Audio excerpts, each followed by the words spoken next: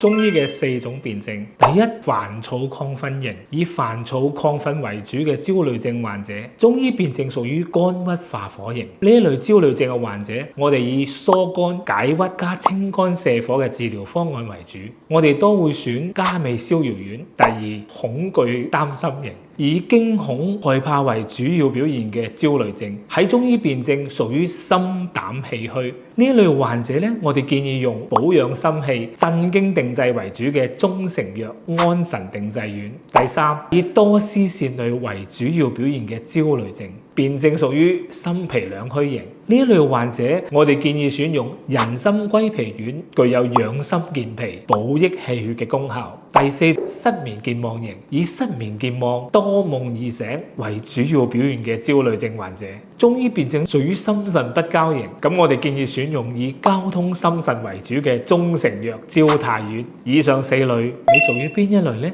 可以喺評論區講俾我聽。